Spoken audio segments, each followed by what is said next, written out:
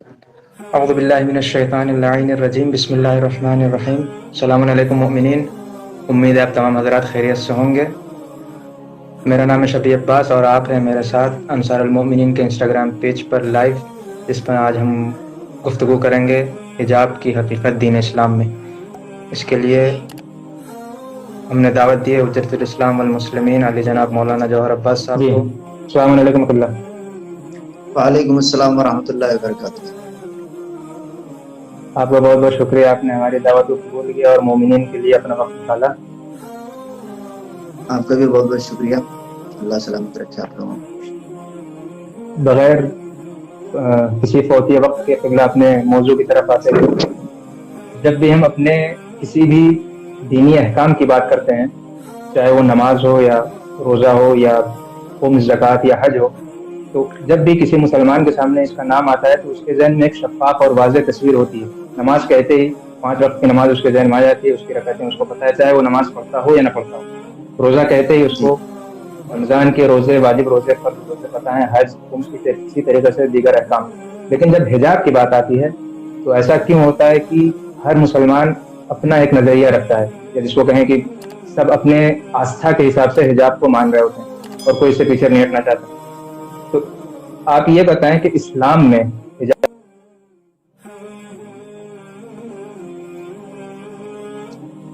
اعوذ باللہ السمیع العلیم من الشیطان الرجیم، بسم اللہ الرحمن الرحیم، نحمدہ و نصلی علی نبیہ الکریم و آلہ الطیبین الطاہرین۔ آواز آ رہی ہماری؟ جی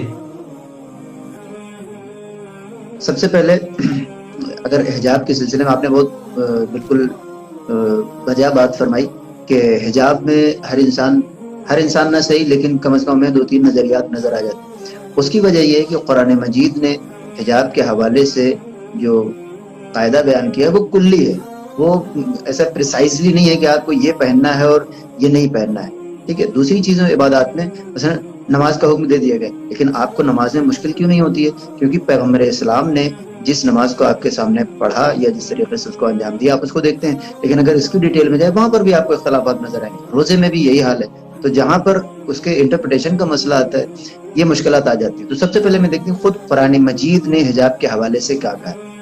حجاب کے حوالے سے قرآن مجید عام طور پر سورہ احزاب کی آیت نمبر 59 کو لوگ کوٹ کرتے ہیں۔ بسم اللہ الرحمن الرحیم، یا ایھا النبی قل لازواجک وبناتک ونساء المؤمنین لا یدنین علیہن من جلابیبہن ذالک ادنی ان یعرفن۔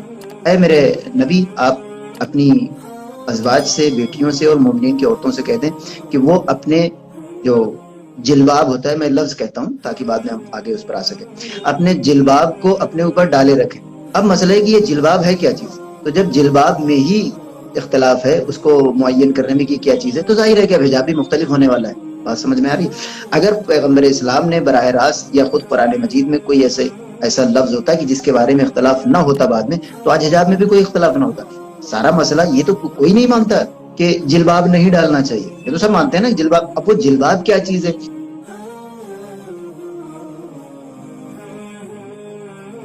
اب جلباب جی میں اور اس کے آگے ایک اور آیت ہے، حالانکہ یہ آیت حجاب نہیں ہے، یعنی جس کو سورہ احزاب کی آیت نمبر 59 کو کوٹ کیا جاتا ہے، یہ آیت حجاب نہیں۔ حجاب کے سلسلے میں جو آیت ہے وہ در حقیقت سورہ نور کی آیت نمبر 31 ہے۔ بسم اللہ الرحمن الرحیم، وَقُلْ لِلْمُؤْمِنَاتِ أَن يَغْضُضْنَ مِنْ أَبْصَارِهِنَّ۔ یہ آپ کو لفظ سے ہی سمجھ میں آ رہا ہوگا، خداوند عالم کہہ رہا ہے کہ مومنات سے کہہ دو اے نبی کہ وہ، اچھا اس میں ازواج اور بنات کی بات نہیں ہے، یعنی یہ وہ آیت ہے کہ جس میں کامن مسلمانوں کی بات کی جا رہی ہے کہ وہ اپنی نگاہوں کو جھکائے رکھیں، وَيَحْفَظْنَ فُرُوجَهُنَّ، اور اپنی عفت کی پاسداری کریں، اور اس کے بعد آخر میں وَلْيَضْرِبْنَ بِخُمُرِهِنَّ عَلَى جُيُوبِهِنَّ، کہ وہ اپنے آنچل کو اپنے بدن پہ ڈالے رکھیں، وَلَا يُبْدِينَ زِينَتَهُنَّ، یہ آخر والا فقرہ بہت اہم ہے، وَلَا يُبْدِينَ زِينَتَهُنَّ إِلَّا مَا ظَهَرَ مِنْهَا، اور ان کی زینت ظاہر نہ ہو مگر یہ کہ کچھ حصہ جو مجبوری میں ظاہر ہو جاتا ہے، مثلا چہرے کا اور ہاتھ کا۔ تو ایک آپ کے سوال کے جواب دیتے ہوئے اصل چیزیں کی اختلاف کی وجہ کیا ہے کہ قرآن مجید میں جو لفظ استعمال کی گئی ہے اس کی وضاحت کرنے میں بعض اوقات مشکل پیش آ جاتی ہے۔ ایک روایت یہ پیش کی جاتی ہے کہ پیغمبر اسلام نے اسما سے کہا کہ اذا بلغت المرأة المحیض لم یصلح ان یرى منها الا هذا وهذا۔ پیغمبر اسلام نے فرمایا کہ چہرے اور ہاتھ کی طرف اشارہ کیا کہ جب ایک عورت حد بلوغ کو پہنچ جائے تو اس کے چہرے اور ہاتھوں کے علاوہ کوئی چیز ظاہر نہیں ہونی چاہیے.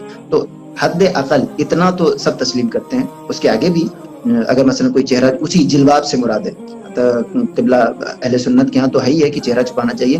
اور ہمارے یہاں علامہ نقن صاحب نے بھی استدلال یہی کیا ہے کہ جلابی بہنہ میں وہ جلباب جو ہوتا ہے وہ پورے بدن پہ ڈالا جاتا تھا. اس کا مطلب کہ وہ چہروں کو بھی شامل ہے, یعنی چہرہ بھی چھپانا چاہیے. تو آپ دیکھ رہے ہیں کہ یہ جو اختلاف آ رہا ہے صرف اس لفظ کی وضاحت میں ہے, نہ یہ کہ حجاب کے احکام مختلف ہو گئے. نہیں, حجاب میں تو کسی کوئی شبہ نہیں ہے. اب وہ حجاب کیا چیز ہے اس میں اختلاف ہے. تو حدیث اور قرآن کو ملا کر جو ایک کیا کہتے ہیں حد متیقن ہے, یعنی ایٹ لیسٹ آپ کو کیا حجاب کرنا چاہیے, وہ یہ کہ آپ کے چہرے اور ہاتھوں کے علاوہ باقی بدن ڈھکا ہونا چاہیے.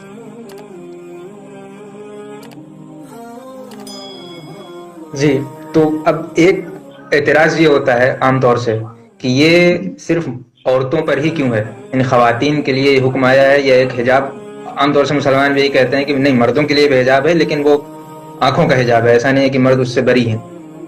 یعنی وہ اس کو کہتے ہیں کہ حجب و حیا اور عفاف میں اس کو لے آتے ہیں. تو کیا یہ جو گائیڈ لائن کپڑوں کے لیے ہے جو خواتین کے لیے ہم جانتے ہیں کہ مخصوص ہے, اس میں کچھ ایسا ہے کہ مرد بھی اس کو فالو کریں یا نہیں, ان کے لیے پوری آزادی ہے, وہ بس اپنے خیالات کو محفوظ رکھ کے اپنی نگاہ کو کی حفاظت کریں, اس کے بعد پھر وہ آزاد ہیں؟ یہاں پہ دو چیزیں. سب سے پہلی بات تو یہ کہ خود اسلام نے گائیڈ لائن معین کی ہے, یعنی ایسا نہیں ہے کہ مرد کچھ بھی پہن لے. معلوم ہی ہوگا کہ ایسا تو نہیں ہے کہ مرد آزاد ہے جو چاہے پہن لے. اور دوسری بات یہ کہ مرد کا جو پردہ ہے آنکھوں کو جھکائے رکھنا آتا ہے کہ خواتین کو بھی اللہ نے کہا, لیکن مردوں کو جو کہا جاتا ہے کہ ان کی نگاہیں جھکی ہوئی ہونی چاہیے. اگر ذرا سا غور کریں تو یہ زیادہ ٹف ہے. بچوں کی آپ اس کے امپلیمنٹیشن پہ زور نہیں دیتے, اس لیے یہ آسان لگتا ہے آپ کو. نگاہوں کو جھکا کر چلنا اور اس کے مقابلے میں اپنے سر پہ ایک کپڑا لپیٹ لینا, ان دونوں میں کیا ٹف ہے؟ نگاہوں کو جھکانا سخت ہے, خصوصاً اس وقت کہ جب انسان تحریک ہو رہا ہو. تو چونکہ آپ اس کو نافذ نہیں کرتے, عورتوں والا امپلیمنٹ کر دیا جاتا ہے. مردوں والوں کے امپلیمنٹیشن میں چونکہ وہ مرد ہی حاکم ہوتا ہے لہٰذا اس کے پر, لیکن اگر غور کیا جائے تو یہ زیادہ سخت اس سے. لیکن آپ کے سوال پر آتے ہوئے کہ مردوں کے لیے کیا کوئی گائیڈ لائن ہے؟ بالکل, مرد اور عورت یاد رکھیے گا تین چیزیں یہاں پر, صرف حجاب اور بد حجابی نہیں ہے. ایک ہے حجاب اور ایک بے حجابی یا بد حجابی, اور تیسرا ہے کیا کہتے ہیں ولگریٹی جس کو آپ کہیں, یعنی تو تیسری چیز جو ہے ولگریٹی یعنی فحاشی کو اسلام نے سختی سے منع کیا, یعنی اس پر زبردستی آپ کو روکا بھی جائے گا, مرد ہو یا عورت ہو, آپ کو فحاشی کی اجازت بالکل نہیں دی جا سکتی. ٹھیک ہے, اب اس کے بعد آتے ہیں گائیڈ لائنز کے اوپر. تو مرد اور عورت دونوں کے لیے قانون یہ ہے کہ کسی بھی طرح سے مستحجن نہ ہو. ٹھیک ہے, تو اب چونکہ فزیکل ان کی اپیرنس ایسی ہے کہ مرد اور عورت چونکہ فزیکلی الگ ہیں, ان کی لک یہ سائیک الگ ہے, اور استحجان یعنی مستحجن یعنی انسان اپنے مرد سے اپنے بدن سے کسی کو مستحجن کر سکتا ہے ایک, اور عورت بھی مستحجن کر سکتی ہے. ٹھیک ہے, تو یہ چونکہ مستحجن کرنے میں فرق پایا جاتا ہے خود مرد اور عورت کی سائیک میں, اور کیا کہتے ہیں فزیکل اپیرنس میں فرق ہے, لہٰذا اس استحجان میں بھی فرق ہے. مرد مثلا اگر اس کا سر کھلا رہے تو استحجان نہیں پیدا کر سکتا, لیکن عورت کا سر اگر کھلا رہے تو باضابطہ ہے استحجان پیدا ہوتا ہے. تو اگر یہ فرق پایا جاتا ہے مرد اور عورت, تو جی نہیں, قرآن نے اور اسلام نے بالکل کہہ دیا کہ کوئی بھی کسی کے جذبات کو اشتعال انگیز نہیں کر سکتا, اشتعال انگیزی کی اجازت نہیں. تو اب دونوں کے چونکہ جسمانیات میں فرق ہے لہٰذا اس استحجان میں بھی فرق ہے, اور جب استحجان میں فرق ہے تو جہاں استحجان نہیں ہوگا وہاں فرق حرام نہیں ہوگا. صحیح. تو پھر اسی استحجان پر آتے ہوئے ایک اور نظریہ یہ ہوتا ہے عام طور سے کہ یعنی ایک قول مشہور قول ہے کہ الانسان حریص علی ما منع. ٹھیک ہے, کہ جس انسان کو جس چیز سے روکا جاتا ہے وہ اس کی طرف اور زیادہ حریص ہو جاتا ہے, اس کی طرف اور زیادہ اس کی وہ بڑھ جاتی ہے, چاہ بڑھ جاتی ہے. تو کیا اگر یعنی آزاد کر دینے میں اس چیز میں انسان کی ایک بار دیکھ لیں کہ بھائی کچھ نہیں تھا, جو ایک خواہش بنی ہوئی ہے اس کو چھپا کر کے, کیا اس کو پورا نہیں کیا جا سکتا؟ یہ چیز انسانی فطرت کا حصہ ہے کہ نہیں؟ کیا چیز یعنی جس پہ منع کیا جائے وہ اس کے اور زیادہ شوقین ہو جاتا ہے اس کا؟ جی, جس سے روکا جائے اس کی طرف اور زیادہ اس کی چاہت بڑھ جاتی ہے, اس کو اور جاننے کی. بات آپ کی درست ہے, لیکن اس میں قابل غور بات یہ ہے کہ آپ کو ریشیو دیکھنا پڑے گا. میں آپ کو مثال سے سمجھاتا ہوں. آپ کے صاحبزادے مثلا چاکلیٹ کھاتے ہیں یا شکر کھاتے ہیں تو آپ انہیں منع کرتے ہیں, یا مثلا موبائل بہت زیادہ استعمال کرتے ہیں تو آپ منع کرتے ہیں تو وہ اور زیادہ چوری چھپے استعمال کرنے لگتے ہیں. تو لوگ کہتے ہیں کہ ارے اجازت دے دو, منع کرو گے تو خواہ چوری چھپے استعمال کرے گا, کیا فائدے سے اچھا اجازت. ایک تو یہ. لیکن وہی بچہ جب سگریٹ پیتا ہے تو آپ اس کو سختی سے منع کر دیتے ہیں. کیوں؟ کیونکہ یہاں پر بھی تو منع کرنے پہ حریص ہوگا, وہ قانون تو یہاں بھی لاگو ہوگا, لیکن حریص ہو جانے میں وہ اتنا برائی نہیں انجام دے گا جتنا آزاد کر دینے پہ برائیاں انجام دے گا.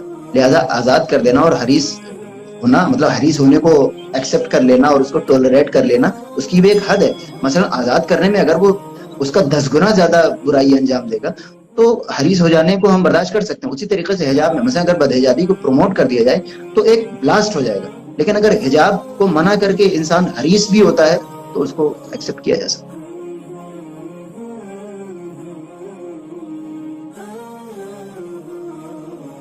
پابندی لگانا تھا. تو یعنی یہ حریص ہونے کو آپ مینج کر سکتے ہیں گویا, لیکن اگر بدحجابی عام ہو جائے تو وہ مینیجبل نہیں ہے, وہ مینیجبل نہیں ہے. اس وجہ سے ورنہ یہ بات آپ کی درست ہے, حریص تو انسان ہوتا ہے. ٹھیک. قبلہ, اسلام سے پہلے بھی ہم جانتے ہیں کہ دیگر میجر سویلائزیشنز میں پردہ سسٹم رہا ہے, یعنی انڈیا میں تو ایٹ لیسٹ آپ جانتے ہیں کہ تھا پردہ, تو اور بلکہ اگر نہیں تھا تو خود جزیرہ نما عرب میں نہیں تھا. تو یہ اسلام کا پردہ ماڈل یا حجاب ماڈل کس طریقے سے سب پر سپیریئر ہے اور بیسٹ ماڈل اس کو ہم کیسے کہہ سکتے ہیں, جبکہ اور باقی سویلائزیشنز میں بھی پایا جاتا ہے حجاب کا اور پردے کا سسٹم؟ اسلام کا ماڈل اس وجہ سے سپیریئر ہے کیونکہ اسلام کا حجاب نیت کے ساتھ ہے. بقیہ مثلا اگر آپ ہندوستان میں دیکھیں ابھی بھی پردہ ہے, گھونگھٹ وغیرہ بعض مقامات پر مسلمانوں سے زیادہ ان کا حجاب ہے. تو آپ کبھی ان سے پوچھیں کہ اس حجاب سے آپ کا کیا, آپ اس سے کیا کرنا چاہتے ہیں؟ کسی کے پاس کوئی مقصد نہیں ہے, یعنی اس حجاب کی کوئی مقصدیت نہیں ہے. وہ حجاب چونکہ انہیں اچھا لگتا ہے, یا مثلا اب ہمیں یہ بھی تو پتہ نہیں وہ حجاب کس وجہ سے, سوائے یہودی ہیں ان کو بھی کنارے رکھے. مثلا ہندوستان میں جو حجاب ہے اس کے پیچھے کوئی مقصد نہیں ہے, ٹھیک ہے, یعنی اگر وہ اتار کے پھینک دیں پھر بھی کوئی کچھ بولنے والا نہیں ہے. تو جب تک موڈ ہے خول معروف, جب تک ان کا دل کر رہا ہے وہ حجاب کر رہے ہیں. جس دن انہوں نے حجاب ہٹا دیا ان کو کوئی روک بھی نہیں سکتا. تو اسلام کا حجاب اس وجہ سے دوسروں کے اوپر فوقیت رکھتا ہے کہ یہ مینڈیٹری ہے. نہیں تو ماڈل کیسے پرفیکٹ ہے؟ مینڈیٹری تو ایک اس کا اسپیکٹ ہو گیا, لیکن جو حجاب کی کنڈیشنز ہمارے ہیں کہ یہ کرنے کے بعد آپ حجاب کر رہے ہیں, اور دوسرے مذہب میں ان کے لیے دوسری چیزیں ہیں. مثلا گھونگھٹ وغیرہ یہ نہیں. دیکھیں اسلام نے ابھی نور کی آیت نمبر 31 میں خداوند عالم نے کہا کہ ولا یبدین زینتہن الا ما ظہر منھا, وہ اپنی زینتوں کو ظاہر نہ کریں مگر یہ کہ جو ظاہر ہو جاتی ہے خود بخود. ایک دوسری طرف خداوند عالم کہتے ہیں کہ ذالک ادنی ان یعرفن فلا یؤذین, کہ یہ اس میں وہ پہچانی بھی جائیں گی اور اذیت بھی نہیں ہوگی. مطلب اسلام نے یہ پروویژن رکھا ہے کہ اگر آپ حجاب کر بھی رہے ہیں تو ساتھ ساتھ وہ چیزیں جو آٹومیٹکلی ظاہر ہو جاتی ہیں, مثلا چہرہ ہے یا ہاتھ ہے, ان کو بھی خداوند عالم نے چھوٹ دی ہے. اور وہ چیزیں حجاب وہاں تک خداوند عالم ایکسیپٹ کرتا ہے جہاں تک قابل اذیت نہ ہو. مثلا حجاب کی وجہ سے ایک آدمی کی جاب چھوٹ جائے, خاتون کی حجاب کی وجہ سے خاتون اسکول نہ جا سکے, پڑھائی نہ کر سکے, اس کو اذیت میں شمار کیا جائے.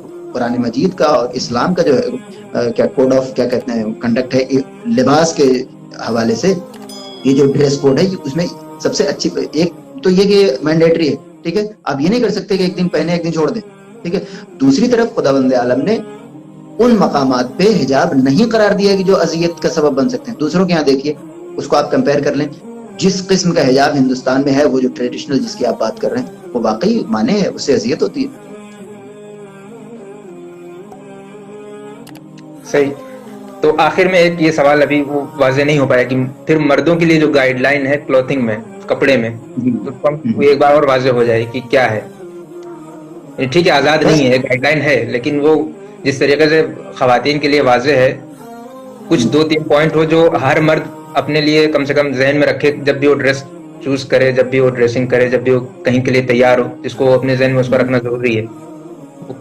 مردوں کے لیے بھی, مردوں کے لیے بھی ہے, بس یہ ہے کہ چونکہ اس کا تذکرہ نہیں ہوتا ہے لہذا بیان میں چونکہ وہ چیز نہیں رہتی لہذا ذہنوں میں نہیں آ پاتی. مثلا مرد آپ بتائیں کیا اپنے تمام لباس کو وہ اتار سکتا ہے؟ نہیں اتار سکتا. حتیٰ کہ مورلی بھی اگر آپ دیکھیں تو وہ انڈر گارمنٹس میں بھی نہیں رہ سکتا. اس کو حتیٰ کہ نہ جانے کیا کیا ٹائی اور یعنی کیا کہتے ہیں آفیشیل انسان بننے کے لیے اس کو نہ جانے کیا کیا جتن کرنے پڑتے ہیں. لیکن اگر اس کو بھی پیچھے کی طرف لے جائیں آپ, اس کے بدن سے کپڑے اترواتے رہیں تو آخر میں جا کر ایک ڈریس کوڈ جو عقل قرار دے دیتی ہے, تو ایسا تو نہیں ہے کہ مرد بالکل آزاد ہے. تو اسلام کا جو قانون ہے جس بنیاد پر مرد کو کہاں تک آزاد کیا جائے, عورت کو کہاں تک آزاد کیا جائے, ٹھیک ہے, ایک کرائٹیریا بنا, جب تک یہ کسی کو گناہ پر آمادہ نہ کرے. مرد بھی وہاں تک ہی آزاد ہے, عورت بھی وہیں تک آزاد ہے. اب چونکہ دونوں کے فزیکل اپیرنس میں فرق ہے, لہذا دونوں کا حکم تو ایک نہیں ہو سکتا کہ دونوں یہاں تک آزاد رہیں, نہیں, دونوں استہجان کی حد تک آزاد ہے. خدا نے ایک کرائٹیریا بنا دیا. اس کے بعد جہاں تک دوسروں کو تحریک شروع ہو جائے وہیں پہ مرد کے اوپر بھی حجاب واجب ہو جاتا ہے, اور جہاں پر عورت استہجان کا شکار ہونے لگے یا دوسروں کو شکار کرنے لگے وہاں پر اس کے اوپر حجاب واجب ہو جاتا ہے. یہ استہجان کو ایک بار ہمارے ناظرین کے لیے واضح کر دیں, اور ہو سکتا ہے ذہن استہجان یعنی ایک طرح سے فحشا یا ولگیرٹی یا کسی کو اٹریکٹ کرنا, ٹھیک ہے, گناہ کی طرف کسی کو اٹریکٹ کرنا. تو اب یہ تو ایک سمپل سی بات ہے, 5 برس کا بچہ بھی سمجھ سکتا ہے کہ مرد گناہوں پر کب اٹریکٹ کر سکتا ہے اور عورت گناہوں پر کب اٹریکٹ کر سکتی. تو جب اس اٹریکشن میں دونوں کے اپیل میں فرق ہے تو حکم میں بھی فرق ہوگا نا. صحیح. بہت بہت شکریہ قبلہ آپ کا, آپ نے ہمارے لیے وقت نکالا. انشاءاللہ ہم اگلی سیریز, اپنے اگلے ایپیسوڈ میں اسی سیریز کے آگے اس میں اور ڈیٹیل میں کچھ باتیں, شکریہ بہت بہت. میں ایک بات اور ایڈ کرنا چاہتا ہوں کہ یہاں پر آپ کو لیگ سے ہٹ کر بھی کچھ چیزیں نظر آ جاتی ہے. مثلا بڑی انٹرسٹنگ بات ہے, آیت اللہ سید کمال حیدری نے فرمایا کہ حجاب کوئی ضروری نہیں ہے. حجاب مطلب اس زمانے میں, اب ان کا کوٹ ان کوٹ میں بالکل ان کا ہی جملہ پڑھ دوں, انہوں نے کہا کہ اس زمانے میں عورت کیا کرتی تھی, گھر میں بیٹھی رہتی تھی, نہ اس کو پڑھائی لکھائی سے مطلب تھا, نہ اس کو کام کرنے آتا تھا, نہ اس کو کچھ اور سوسائٹی میں جا کر کچھ کرنا تھا. لہذا وہ جو ڈریس کوڈ اس کو بنایا گیا اس کے علاوہ کچھ نہیں کر سکتی. جب اس کو گھر کے باہر نہیں جانا ہے, نہ اس کو کچھ آتا ہے, نہ وہ پڑھنا لکھنا جانتی ہے, نہ وہ کام کرنا جانتی ہے, تو ظاہر ہے کہ اگر ایسے ہی گھومے گی تو وہ معاشرے کے لیے پریشانی کا سبب بنے گی. لہٰذا اس زمانے میں کہہ دیا گیا تھا. آج کے زمانے میں عورت کالج بھی جاتی ہے, عورت آفس بھی جاتی ہے, عورت جہاز بھی اڑاتی ہے, عورت آرمی میں بھی رہتی ہے, لہٰذا اس کے اوپر جو ہے حجاب کی پابندی نہیں ہونی چاہیے. یہ بات ان کی درست ہے, لیکن جب اس ماڈل حجاب کے ذریعے بھی وہ ساری چیزیں اچیو کی جا سکتی ہیں تو اس حجاب کو اتارنے کی ضرورت کیا ہے؟ ہم یہ کہہ رہے ہیں کہ خداوند نے تو پہلے کہہ رکھا ہے کہ ذالک ادنیٰ ان یعرفن فلا یؤذین, کہ ان کو اذیت نہیں ہونی چاہیے. تو جب اس ماڈل اور جو آج کے زمانے کا حجاب ہے اس میں رہ کر بھی ہم بغیر اذیت کے اور سارے کام کر رہے ہیں. اب دیکھ اگر آپ اسلامک ریپبلک ایران کو آپ دیکھیں تو اس میں سارے کام انجام دے رہے ہیں. تو جب اس حجاب میں, اس گائیڈ لائن میں رہ کر ہم بغیر اذیت کے سارے کام انجام دے رہے ہیں تو اس حجاب کو اتارنے کی ضرورت کیا ہے؟ نہیں. تو پھر اسی میں, ٹھیک ہے, اسی میں جب ہم ڈیٹیل میں جاتے ہیں تو پھر یہی اذیت ہر انڈیویجول کے حساب سے وہ ڈیفائن کرتا ہے. کسی کی اذیت, کوئی چیز کسی کے لیے اذیت ہے, کسی کے لیے نہیں ہے. تو اس میں ایک پیٹرن اور ایک انکلوسیو قانون بنانا مشکل نہیں ہو جاتا؟ نہیں, انکلوسیو قانون ہے. انسان کے فنڈامنٹل رائٹس پہ کوئی چوٹ نہ پہنچتی ہو. وہ تو ابھی شراب منع کرتے ہیں, شرابی انسان کا مجھے رات کو نیند نہیں آتی جب تک نہیں پی لیتا ہوں, تو اس کو معیار نہیں بنایا جا سکتا ایک دو انڈیویجول کو. اصل معیار یہ ہے کہ کسی کے فنڈامنٹل رائٹس پہ کوئی اٹیک نہ ہو. تو اگر اس حجاب سے, میں نہیں سمجھتا کہ کسی کے فنڈامنٹل رائٹس کا ہندی میں ہنن ہوتا ہے, نہیں ہوتا. خصوصاً یہ جو حجاب ہے اس سے میں نہیں سمجھتا, آج تک میں نے تو نہیں دیکھا کہ کسی کے رائٹس میں یہ چیز آڑے آئی ہو. لیکن خود اگر آپ اس کو کہنا چاہیں نیچرل کیا چیز ہے, اگر نیچرل یہ چیز ہے کہ انسان بے حجاب رہے اور کپڑے اس کے چھوٹے رہیں اور کم رہیں, تو مرد کے دماغ میں یہ بات کیوں نہیں آئی؟ کبھی آپ نے غور فرمایا؟ یہی چیز جو عورت چاہتی ہے کہ اس کے کپڑے چھوٹے ہوں یا مثلا حجاب اتار دیا جائے, حالانکہ اپنے فزیکل اپیرنس کے اختلاف کے باوجود, اور یہ بات بالکل واضح ہے, کوئی ڈھکی چھپی نہیں ہے کہ ان کے کیا کہتے ہیں اپیل الگ قسم کی ہے, مردوں کے جسم کی اپیل ایک الگ قسم کی ہے. اس فرق کے باوجود عورتوں کو اس بات پر آمادہ کر لیا گیا کہ وہ جو ہے حجاب اتار دیں. مرد کے دماغ میں یہ بات کیوں نہیں ہے؟ کیونکہ اس کو پروپیگیٹ نہیں کیا گیا. خواتین کے حجاب کو یا ان کو میدان میں لے کر آنے کو باقاعدہ اس کو ایڈورٹائز کیا گیا. 1929 میں ظاہراً جو گریٹ ریسیشن آیا یا انڈسٹریل ریولوشن 1810 یا 15 کے آس پاس ہے, تو ان کو آدمیوں کی ضرورت تھی. آدمی بھر گئے, یوروپ میں آدمی تھے نہیں, انہوں نے فیکٹریوں میں لگا دیا. اب ان کو خیال آیا کہ باقی مزدور کہاں سے لائیں, تو ان کو نکالا جائے.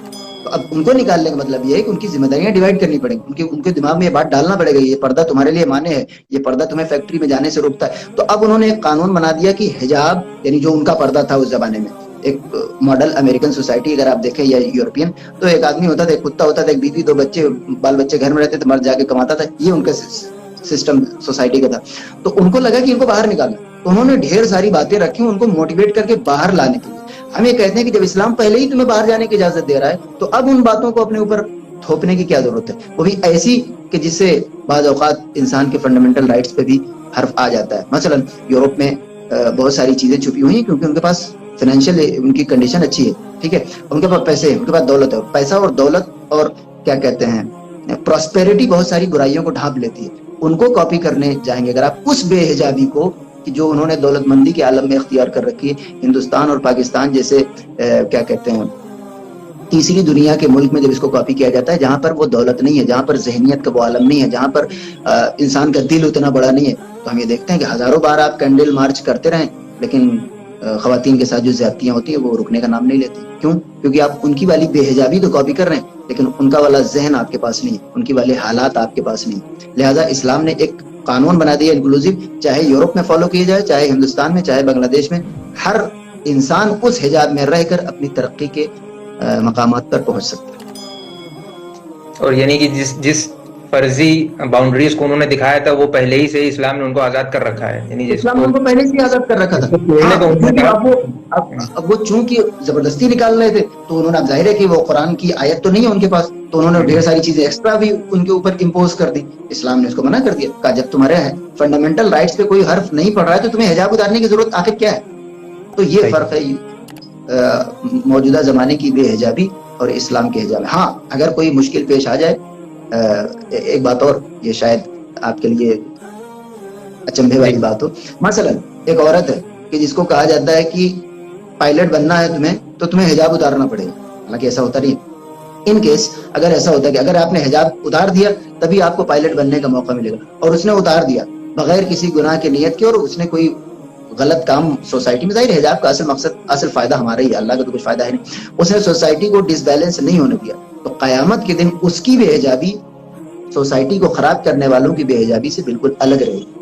دنیا میں چونکہ ایک انکلوسیو قانون بنانا ہے لہٰذا کسی کو ایکسیپشن نہیں دیا جا سکتا, لیکن آخرت میں اللہ عادل ہے. آج کے زمانے میں اگر کوئی مجبوراً حجاب اتار رہا ہے اور معاشرے میں فساد کا باعث نہیں بن رہا ہے تو خدا کی نظر میں وہ دوسرے بے حجابوں جیسا نہیں ہے کہ جنہوں نے معاشرے میں فساد برپا کیا. صحیح. تو اسی کے ساتھ ایک جو سوال ذہن میں ہوتا ہے کہ اگر ہم حجاب کرنے کے بعد بھی بہت سارے افراد جو ان کے خاندانی رسومات کی وجہ سے وہ ایک یعنی گھر کا ماحول ہے وہ بنا حجاب کے باہر نہیں جا سکتے, لیکن بہت ساری وہ برائیاں جو فسادات ان کے اندر ہو جاتے ہیں, پیدا ہو جاتے ہیں سماج میں رہنے کی وجہ سے. اسی طرف دوسری جانب اگر کوئی ایسا گھرانہ ہے جہاں پر بہت زیادہ حجاب پر زور نہیں ہے اور وہ یعنی ہمیشہ سے بے حجاب رہیں, لیکن کہ وہ فسادات اور وہ ذہنی گناہ ان کے اندر نہیں ہے جی اس شخص کے اندر, تو دین لیکن ان اس کو دونوں بہانہ نہیں بنایا جا سکتا کہ چونکہ ہم دیکھو بے حجاب ہے ہم گناہ نہیں کر رہے ہیں, وہ حجاب میں ہے وہ گناہ کرے. تو بھائی تو وہ جو گناہ کر رہے ہیں ان کو روکا جانا چاہیے, نہ یہ کہ آپ اپنے حجاب کی تعویل کرنے لگے. مثلا بطور مثال ایک انسان کہتے ہیں ان سے آپ کہیے کہ نماز کیوں نہیں پڑھتے, کہ نماز پڑھ کے کیا فائدہ, دیکھو ذرا وہ نماز پڑھ رہے ہیں کتنا جھوٹ بولتے ہیں. بھائی تم جھوٹ مت بولو, نماز پڑھو. ان کے نماز پڑھ کے جھوٹ بولنے سے آپ کے نماز قضا کر دینے کا جواز نہیں بنتا. آپ نماز بھی پڑھیے, جھوٹ بھی مت بولیے, نور و لانا نور. صحیح. لہذا جب ایک چیز حجاب ثابت ہو گیا ہے تو پھر ایک انسان حجاب لگا کر یا حجاب کر کے اگر گناہ انجام دے رہا ہے تو اس سے آپ کی پرانی جو چیز پہلے ہی ثابت ہو چکی ہے اس کو کیسے آپ ڈیمیج کر سکتے ہیں. صحیح. بہت بہت شکریہ قبلہ آپ کا, آپ نے ہمارے لیے وقت نکالا. اللہ سلامت رکھے آپ لوگوں کو, نوجوانوں کو جذبات میں اور اضافہ فرمائے. خداوند عالم ہمارے وقت کے امام کو ہمارے انعامات سے راضی خوش فرمائے. الہی آمین. بہت بہت شکریہ. بہت شکریہ. اور ناظرین انشاءاللہ یہ پروگرام ویکلی ہے اور نیکسٹ سنڈے کو ہم اسی موضوع پر قبلہ کے ساتھ آگے گفتگو کریں گے. السلام علیکم ورحمۃ اللہ.